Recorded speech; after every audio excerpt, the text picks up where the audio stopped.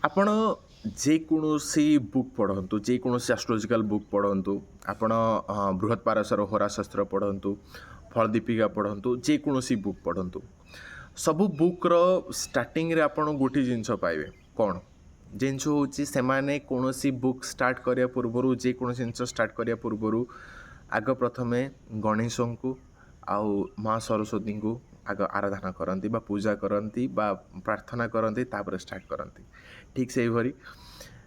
ଆମେ ବି ଆଜିର class start କରିବା ପୂର୍ବରୁ ଆଗ ପ୍ରଥମେ ମା ସରସ୍ୱତୀଙ୍କୁ ଆଉ ମା ଗଣେଶଙ୍କୁ ପ୍ରାର୍ଥନା କରିବା, ୟା ଫିର୍ ନମସ୍କାର ଆରାଧନା ସହିତ ଆଜିର କ୍ଲାସ୍ ଷ୍ଟାର୍ଟ କରିବା। କାହିଁକି ମାନେ ଏଇ ଜିନିଷଟା ମୁଁ ଆଜି କାହିଁକିନା ଫାର୍ଷ୍ଟ ଟାଇମ୍ କହୁଛି। କ'ଣ ପାଇଁ କହୁଛି, ତା ପଛର କାରଣ କ'ଣ? କାରଣ ହେଉଛି ଏଇଆ ଯେ ଆମେ ବର୍ତ୍ତମାନ ବୈଦିକ ଆଷ୍ଟ୍ରୋଲୋଜିଟାକୁ ଗୋଟେ ସିଷ୍ଟମେଟିକ୍ ୱେରେ ପଢ଼ିବା ପାଇଁ ଯାଉଛେ। ଏମିତି ନାହିଁ ଯେ କାହିଁକିନା ଆ ପୂର୍ବରୁ ଯାହା ବି ସାରା ଆମେ ଭିଡ଼ିଓଜ୍ ବଗେରା ବନାଉଥିଲେ ଗୋଟେ ସିଷ୍ଟମେଟିକ୍ ଫର୍ମାଟ୍ ୱେରେ ହେଇପାରୁନଥିଲା। ତ ଟ୍ରାଏ କରିବା ବର୍ତ୍ତମାନ ଜିନିଷ ଗୁଡ଼ାକ ବା ଯାହା ଆମର ପଢ଼ାଇବା ପାଇଁ ଯାଉଛି ତାକୁ ଗୋଟେ ସିଷ୍ଟମେଟିକ୍ ୱେରେ ପଢ଼ିବା। ଠିକ୍ ଅଛି, ଟ୍ରାଏ ନିହାତି କରିବି। ରେଗୁଲାର ବେସିସ୍ରେ ବର୍ତ୍ତମାନ ଭିଡ଼ିଓ ଆସିଯିବ ଆଉ ସୋ ଦ୍ୟାଟ୍ ଆପଣଙ୍କୁ ଇଜି ହେବ। କାହିଁକିନା ପୂର୍ବରୁ ହେଉଥିଲା କ'ଣ ଯେ ଏଠୁ ଖଣ୍ଡେ ସେଠୁ ଖଣ୍ଡେ, ସୋ ଦ୍ୟାଟ୍ ଗୋଟେ ସିଷ୍ଟମେଟିକ୍ ହୋଇପାରୁନଥିଲା।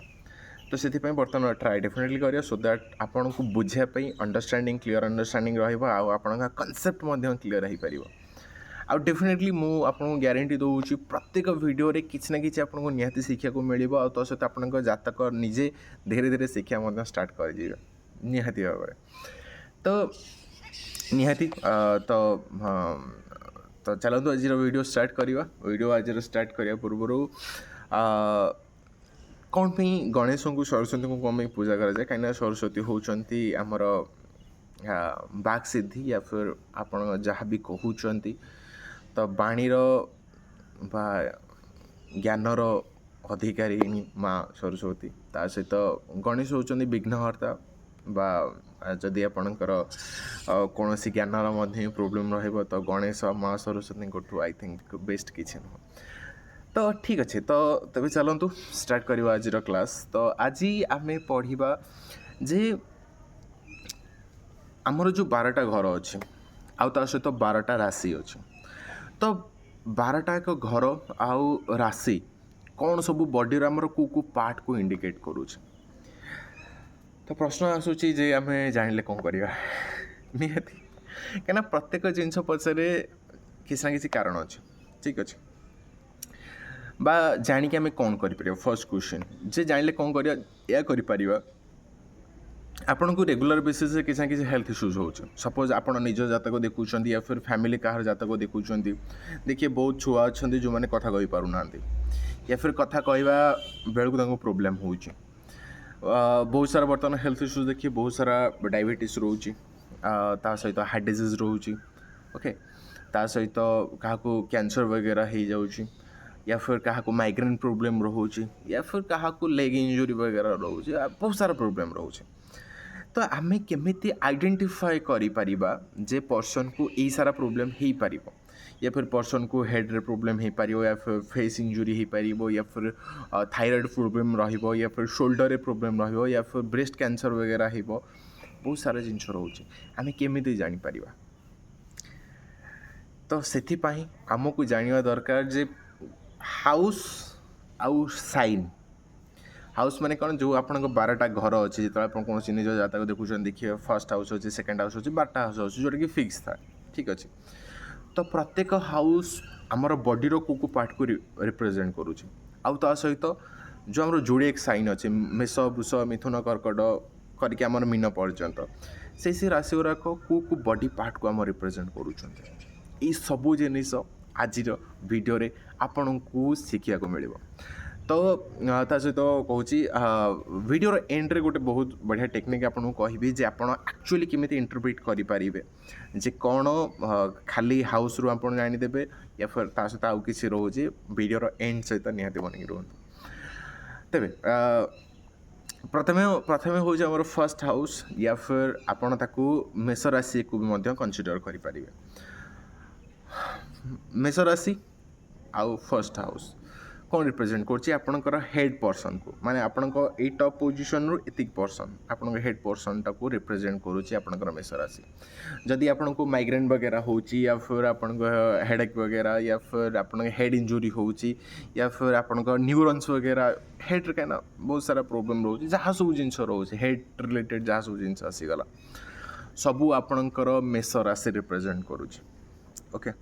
जदि आपणकर फर्स्ट हाउस या फिर मेष राशि कोट ना कोटी पीड़ित हो जाऊँगी आफ्लिक्टेड हो जाऊँ आफ्लिक्टेड केमी हम जिते सेठी राहु शनि मंगल रवि केतु ये कौन से प्लानेट बसी जाऊँच या फिर दृष्टि कर दौरान बहुत सारा प्लानेट तर कम्बिनेसन हो जाऊँगी कोट ना कोटी से हाउस या फिर से राशि पीड़ित हो जाती जिते से राशि बा हाउस पीड़ित हो जाती तापर कौन हुए सो दैट आपण से पर्टिकुलर पार्ट्रे आपण को प्रोब्लेम देखा स्टार्ट हो जाए ठीक अच्छे एवं चलो आम देखा सेकेंड हाउस को सेकेंड हाउस हूँ आपणकर ए पर्सन रू नहीं कि ए नेक पर्यंत ओके सेकेंड हाउस रिप्रेजेंट करा जाए आपण मो वीडियो रे ऑलरेडी कही आपणकर बाणी को रिप्रेजेंट करा जाए सेकेंड हाउस आपण फेस पर्सन को भी रिप्रेजेंट करा जाए ओके तो कोट ना कोठी जदि आपणकर कहिबारे किसी प्रोब्लेम आसूची कहिबारे हो कोट ना कोठी जेमिनी को मध्य कम्युनिकेशन मध्य देखा जाए किंतु इन जनरली जदि आपणकर बाणी रे किसी प्रोब्लेम आसूची तो कोट ना कोठी आपणकर सेकेंड हाउस को देखिया को पड़िबो ता सहित टारो साइन को मध्य आपण देखंतु ठीक अच्छे आपन फेस रीजन फेस देखिए बहुत सारा पिलांकर पिंपल्स वगैरह होतुव ठीक अच्छे या फिर क्या आई साइड रे या फिर चश्मा स्पेक्ट लगे देथिबे या फिर बाणी रे हार्सनेस आसी जाउथो या फिर फेस माउथ रे किसी प्रोब्लेम रोची आपन देखो टॉरस आ ता सहित आपन को सेकंड हाउस मध्य कोट ना कोठी बहुत रेस्पॉन्सिबल रहिबो सेई जगह रे प्रॉब्लम पे ओके सहित नेक रीजन में आसी जाऊँ नेक रे आपन कोट ना कोटी थायराइड वगैरह आपंकर आसी जाऊँगी आपन सेकेंड हाउस रू आसी ओके तापर हूँ आपंकर थर्ड हाउस बा जेमिनी साइन आपन जो कौन पुराना एस्ट्रोलॉजिकल बुक देखिए जमीक फल दीपिका हो गला या फिर बृहत पराशर होराशास देखिए कोट ना कोटी से जेमिनी को से रिप्रेजेंट कर दिंतु ब्रेस्ट को रिप्रेजेंट करते ओके किंतु बट प्रैक्टिकल इम्प्लीमेंटेशन देखला बेलू जो आप यूज करेंगे इन जनरली बर्तमान जी सब एस्ट्रोलॉजर अच्छा कोट ना कोटी मोस्ट प्रोमिनेंटली यूज कर जेमिनी साइन जब आप देखुं आपंकर शोल्डर पर्सन बिकज देखो नेक पर्यंत कंप्लीट हो गला टॉरस साइन रे तो नेक रू कौन आसी जाऊँ आप शोल्डर पर्सन आसपर फिंगर्स आसी जाऊँ आप बाइसेप्स मसल वगैरह बनाऊँ ओके ये सब जिनस आसी जाऊँगी आपणकर कौन थर्ड हाउस हो जाऊ आपणकर जेमिनी साइन हो जाऊ तो यही सब पार्ट गुराक आप रिप्रेजेंट करुँचे third house Gemini sign represent जदि ए रिलेटेड किसी प्रोब्लेम आसूची आपणकर शोल्डर रे पेन होची देखिए कोट ना कोठी थर्ड हाउस रो इन्वॉल्वमेंट थी ओके तापर नेक्स्ट आसी जाऊँगी आपण कौन कौन कर्कट राशि ओके कर्कट राशि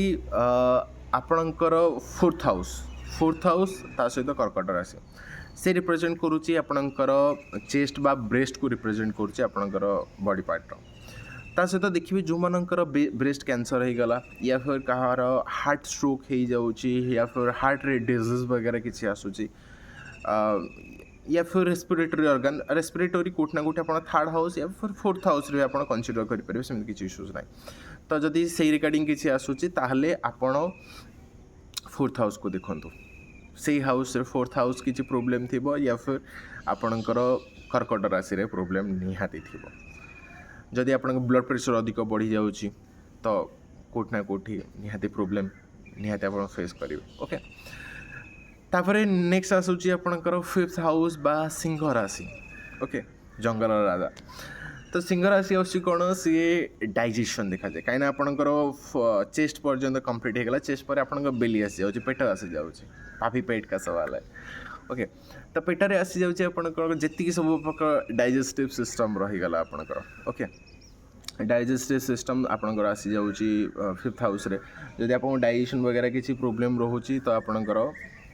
रिप्रेजेंट कर फिफ्थ हाउस को रिप्रेजेंट कर फिफ्थ हाउस ता सहित आप लियो साइन को देखा पड़ो ओके फिफ्थ हाउस पर आपको आसी जाऊँगी सिक्स्थ हाउस बा आपणकर कन्या राशि पेटठू नहीं कि आपणक प्राइवेट पार्ट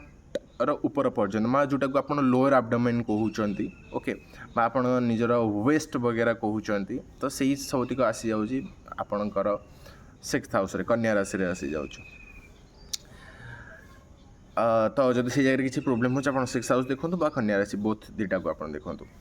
तापर आसी जाऊँ कौन आपणकर 7th हाउस बा आपणकर तुला राशि 7th हाउस आपणकर प्राइवेट पार्ट को रिप्रेजेंट करुँची प्राइवेट पार्ट जदि आम स्पेसिफाई करवा ताकू कोठी ना कोठी आपणकर इंटरनल सेक्सुअल ऑर्गन जोटा आप सेक्सुअल जोटा आप भीतर रोचे बा इंटरनल रोचे ओके तो ताकू आम 7th हाउस को रिप्रेजेंट करुचे ओके ता सहित ग्रोइंग को आम देखुचे ओके किंतु जो आम 8th हाउस देखुचे 8th हाउस बा बिछा राशि देखुचे कोठी ना कोठी सेठी आपनक एक्सटर्नल सेक्सुअल ऑर्गन देखुचे आ ता सहित आम आनस को देखुचे ओके आनस जो आम स्टूल पास करचे answer to call of nature सकाळु जाउचे ओके तो आनस देखा जाउची कोठी ना कोठी रेक्टम से देखा जाउची हमर ओके तापर आसुची हमर 9th हाउस बा धनु राशि आसुची 9th हाउस धनु राशि आपणकर इनर थाई को रिप्रेजेंट माने जो आपन जंघ रोचे इनर जंघ माने भीतर साइड जंघ रोचे ता सहित आपणकर हिप साइड ओके सेटा मध्य आपणकर सजिटेरियस साइन बा धनु राशि या फिर 9th हाउस रिप्रेजेंट करूची ओके तापर आम देखिए तापर आसी जाउची आपणकर 10th हाउस आसी जाउची दशम घर बा आपणकर नीज वगैरह देखा जाउची बा मकर राशि जोटा को आपन कहउचंती देखिए बहुत सारा लोगों नीज पेन मध्य देखिया को मिलुची तो कोठी ना कोठी आपन मकर राशि कि दशम घर पीड़ित निहाती थी गोटे सर्टन एज पर आसी जाए बट जदि आपनकर बहुत यंग एज हो या फिर किसी एज पर जदि आपन नीज वगैरह प्रोब्लेम देखा जाउची तो कोठी ना कोठी देखिए 10th हाउस निहाती अफेक्टेड निहाती थी या फिर मकर राशि रे निहाती अफेक्टेड थी आपनकर तापर मकर राशि पर आसुची कुंभ राशि बा आपनकर एकादश घर जोठी आपन रिप्रेजेंट करछि आपनकर इनर काफ माने आपन काफ्स मसल देखा जाउछि माने आपनकर आंठुरु नै कि आपनकर गोइठी पर्यंत जति पर्सन रहिला सेति आसी जाउछि आपनकर कुंभ राशि रे बा आपनकर एकादश घर देखा जाउछि ओके तापर आसी जाउछि आपनकर 12th हाउस बा द्वादश घर आसी जाउछि जोठी आपनकर मीन राशि आसुछि बा आपनकर लेग बा आपनकर पाद को देखा जाउछि बा पाद वगैरह किसी इंजुरी हो गला बा कौन सी प्रोब्लेम रोचे तो आपणकर मीन राशि या फिर द्वादश घर आपणक फुट ले पाद को आप रिप्रेजेंट कर कौन इश्यू आसी जाऊ देखिए कोठी ना कोठी जो मैंने रनिंग कर माराथन रनिंग कर कोठी ना कोठी देखिए लेग पर्सन बहुत प्रोमिनेंट थी तो कोठी ना कोठी गोटे बेनिफिक प्लानेट हो जाऊ या फिर गोटे एक्टिव प्लानेट हो जाऊ से प्लेसमेंट निहाती थी आप से अनुसार रिलेट निहाती करें ओके सपोज गोटे आम एग्जांपल नहीं देखा सो दैट आप जानीपर देखो सपोज कौन सी मेलेफिक प्लानेट हो गला नहीं बेस्ट हम मुझे जो स्टार्टिंग रू कही गोटे आपन को टेक्निक बतेबी कौन सो दैट आप निहाती रिलेट करेंगे सहीटार एग्जांपल नहीं बुझ सो दैट आप बुझीपारे बेटर तो टेक्निक हूँ कौन जितेबाला भी आप निज जातक एनालिसिस करने पूर्व प्रथमे देखो मुझे स्टार्टिंग रू कही आसूँ आपन को फर्स्ट हाउस भी कहूँ मेष राशि भी कहूँ ओके जदि आपणकर केवल फर्स्ट हाउस पीड़ित अच्छी किंतु मेष राशि पीड़ित ना ओके तो मे बी आपन को हेड रे प्रोब्लेम आसीपे बट सेते सिवियर इंजुरी न हो पारे ओके किंतु जदि आपणकर फर्स्ट हाउस भी पीड़ित रोचे आउ ता सहित मेष राशि पीड़ित रोचे फर्स्ट हाउस आउ मेष राशि जदि दीटाक पीड़ित हो जाऊँगी कोठी ना कोठी देखिए आपणकर हेड इंजुरी बा हेड रिलेटेड प्रोब्लेम डेफिनेटली आसीबो कंपलसरी जहाँ भी हो ना कहीं कोठी ना कोठी देखिए सहीटार प्रोब्लेम आप फेस करवाटा कर बहुत सारा हो टेक्निक अच्छी आप 6th हाउस जदि प्लानेटर प्लेसमेंट को राशि रोचे को हाउस रोचे तार मध्य टेक्निक अच्छे आम धीरे धीरे पढ़ा किंतु जदि पीड़ित रोचे तो कोठी ना कोठी देखिए आपको कंपलसरी से रिलेटेड प्रोब्लेम आसो ओके सपोज गोटे एग्जांपल नहीं देखिए आम सपोज आपणकर हूँ मिथुन लग्न ठीक अच्छे जेकोसी लग्न हो मु गोटे लग्न नहीं एग्जांपल दूसरी ठीक अच्छे आपणकर मिथुन लग्न होची मिथुन लग्न हेले आपणकर सपोज द्वादश घर ठीक अच्छे द्वादश घर हूँ द्वादश घर आप वृषभ राशि पड़ सपोज आप द्वादश घर बहुत पीड़ित अच्छी शनि देखी दौरान या फिर राहु बसी पड़ी ओके तो द्वादश घर आप पीड़ित हो गला तो द्वादश घर जब पीड़ित हो हाँ आपरे लेग्रे किसी पादरे किसी प्रोब्लेम आसीपे किंतु ता सहित आप देखो मीन राशि जोटा कि आपणकर दशम घरे पड़ू ओके ता सहित देखो कौन मीन राशि पीड़ित अच्छी कि ठीक अच्छे जदि मीन राशि पीड़ित हो गला ताले कोठी ना कोठी आपण कहींपारे जे आपणकर लेग रिलेटेड प्रोब्लेम बा सॉरी आपण पाद रिलेटेड प्रोब्लेम निहाती मे बी पादरे खंडिया खावरा हो पारे या फिर पादर ऑपरेशन हो पारे या फिर पाद पैरालाइज कहींपर या फिर पाद रिलेटेड प्रोब्लेम आपण निहाती कंपलसरी फेस करेंगे है द्वादश घर देखागला आउ मीन राशि देखागला तेणु आप जिते निज जातक एनालिसिस करुँच या फिर कहार भी जातक एनालिसिस करुँच दीटाक जिनस को इंटरलिंक करके देखूँ ठीक अच्छे जदि केवल गोटे गार आप पीड़ित देखुं हाँ मे भी प्रोब्लेम आसो एमती ना कि प्रोब्लेम आसोनी प्रोब्लेम आसो बट किंतु हाँ बहुत सिवियर न हो पारे किंतु जदि बोथ टाक आप देखुं पीड़ित रोचे तो डेफिनेटली आपड़ कहींपारे पर्सन को ए रिलेटेड प्रोब्लेम निहाती हम ओके तो आशा करुँची आपण निज जातक अप्लाई करेंगे आउ केते रिलेट करुँच कमेंट करके निहाती कहे कहीं आप जिते कमेंट करेंगे जदि आप वीडियो देखुं पूरा कमेंट निहाती करूँ सो दैट गोटे मोटिवेशन मिले सो दैट आम रेगुलर बेसिस रे हाँ लोक देखुं गोटे से मोटिवेशन थ्रो आम रेगुलर बेसिस वीडियो निहाती बनवा तो केमती लगला कमेंट करके निहाती करूँ आउ ता सहित चैनल को लाइक शेयर कमेंट सब्सक्राइब निश्चय करूँ आउ भेटा आपन को आगामी अध्याय नमस्कार राधे राधे।